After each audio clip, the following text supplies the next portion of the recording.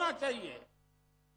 इस माइंडसेट ने देश के टैलेंट को दबा दिया, भारत के प्राइवेट सेक्टर का सामर्थ्य बढ़ने नहीं दिया। सबका प्रयास की भावना को लेकर आगे बढ़ रहे देश ने अब पब्लिक और प्राइवेट सेक्टर दोनों को समान भावना से देखना शुरू किया। साथियों, पहले की सरकारों में माइंडसेट ऐसा भी था कि समस्याओं को टाल दिया जाए, कुछ सब्सिडी देकर मैन्युफैक्चरिंग सेक्टर को जिंदा रखा जाए। इस सोच ने भी भारत के मैन्युफैक्चरिंग सेक्टर का बहुत नुकसान किया।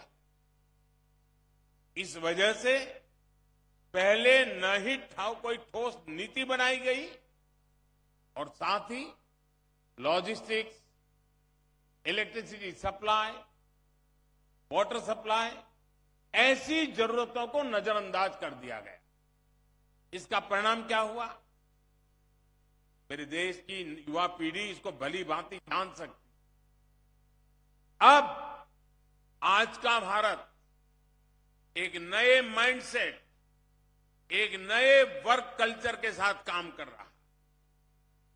हमने काम चलाओ फैसलों का तरीका छोड़ा है और विकास के लिए, निवेशकों के लिए कई तरह के इंसेंटिव लेकर आए हैं। हमने production link incentive scheme launch की, जिससे बदलाव दिखने लगा। आज हमारी पॉलिसी स्टेबल है, प्रिडिक्टेबल है और फ्यूचरिस्टिक है। हम पीएम गति शक्ति नेशनल मास्टर प्लान और नेशनल लॉजिस्टिक पॉलिसीज के जरिए देश की लॉजिस्टिक व्यवस्था में सुधार ला रहे हैं। साथियों, पहले एक माइंडसेट ये भी था कि भारत मैन्युफैक्चरिंग में बेहतर नहीं कर सकता, इसलिए उसे सिर्फ सर्विस सेक्टर पर ध्यान देना चाहिए। आज हम सर्विस सेक्टर भी संभाल रहे हैं और मैन्युफैक्चरिंग सेक्टर को भी समृद्ध बना रहे हैं। हम जानते हैं कि आज दुनिया में कोई भी देश सिर्फ सर्विस सेक्टर या सिर्फ मैन्युफैक्चरिंग सेक्टर का विकास करके आगे नहीं बढ़ सकता। हमें विकास के होलिस्टिक अप्रोच को अपनाना होगा और आज का नया भारत उसी रास्ते पर आत्मविश्वास के साथ चल पड़ा है। पहले की सोच में एक और गलती भी थी।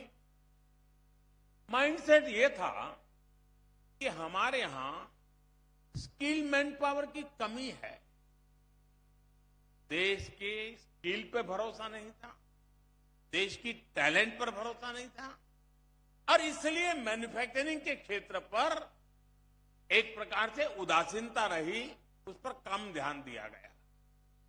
लेकिन आज भारत मैन्युफैक्चरिंग में भी सबसे आगे रहने की तैयारी में है। सेमीकंडक्टर से लेकर एयरक्राफ्ट तक हम हर क्षेत्र में सबसे आगे रहने के इरादे के साथ आगे बढ़ रहे हैं।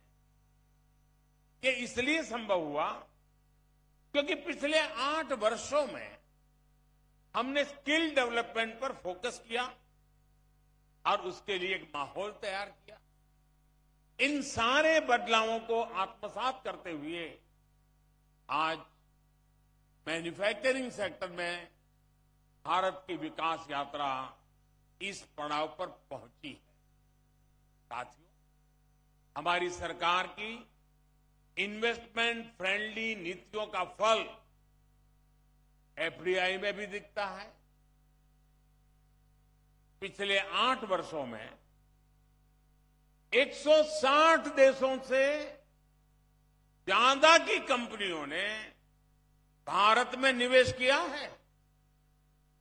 और ऐसा भी नहीं कि विदेशी निवेश सिर्फ कुछ इंडस्ट्रीज में ही आया हो, इसका फैलाव अर्थव्यवस्था के 60 से ज्यादा सेक्टर को कवर करता है। 31 राज्यों के अंदर इन्वेस्टमेंट पहुंचा है।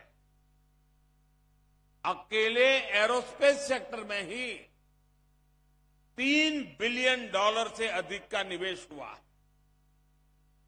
साल 2000 से 2014 तक इस सेक्टर में जितना निवेश हुआ था, उससे यानी वो 14 साल की तुलना में इन 8 वर्षों में 5 गुना ज्यादा निवेश हुआ है।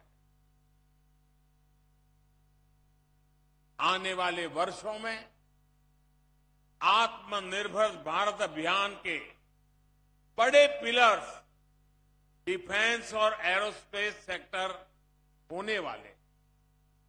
हमारा लक्ष्य है कि 2025 तक हमारी डिफेंस मैन्युफैक्चरिंग का स्केल $25 बिलियन पार कर जाएगा। हमारे डिफेंस एक्सपोर्ट भी $5 बिलियन से अधिक होंगे। उत्तर प्रदेश और तमिलनाडु में विकसित हो रहे डिफेंस कॉरिडोर से भी इस सेक्टर को स्केल अप करने में मदद मिलेगी। वैसे मैं आज देश के रक्षा मंत्रालय और गुजरात सरकार की भी भूरी भूरी प्रशंसा करता हूं, तारीफ करता हूं। आपने देखा होगा कुछ दिन पहले उन्होंने गांधीनगर में बहुत शानदार डेफ एक्सपो आयोजन किया। डिफेंस से जुड़े सारे इक्विपमेंट्स का वहां बहुत बड़ा कार्यक्रम हुआ और मुझे कहते हुए खुशी हो रही है और राजनाथ जी को मैं बधाई देता हूं कि अभी तक का सबसे बड़ा डेफ एक्सपो था।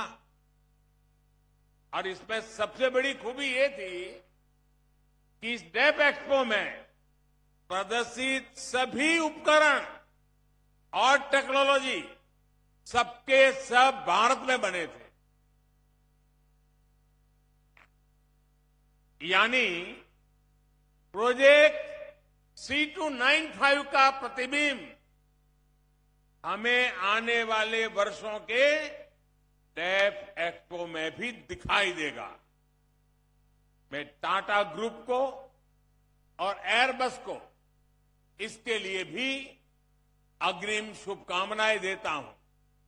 साथियों, आज के इस ऐतिहासिक अवसर पर मैं इंडस्ट्री से जुड़े साथियों से अपना एक आग्रह दोहराना चाहता हूं और मुझे खुशी है कि अनेक क्षेत्र के सभी वरिष्ठ उद्योग जगत के साथी आज इस महत्वपूर्ण घटना के साक्षी बनने के लिए हमारे बीच पधारे हैं। देश में इस समय निवेश के लिए जो अभूतपूर्व विश्वास बना है, उसका अधिक से अधिक लाभ आप उठाएं। आप जितने एग्रेसिवली आगे बढ़ सकते हैं, ये मौका जाने मत दीजिए। देश के जो स्टार्टअप्स हैं, मैं उद्योग जगत के एस्टैब्लिश जो प्लेयर्स हैं उनसे आग्रह करूंगा, देश के जो स्टार्टअप्स हैं, हम उन्हें कैसे आगे बढ़ने में मदद कर सकते हैं।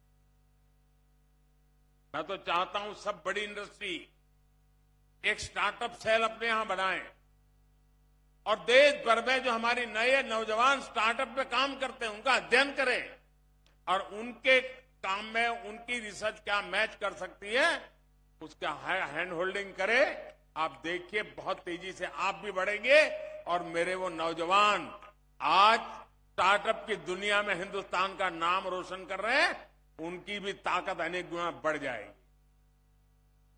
रिसर्च में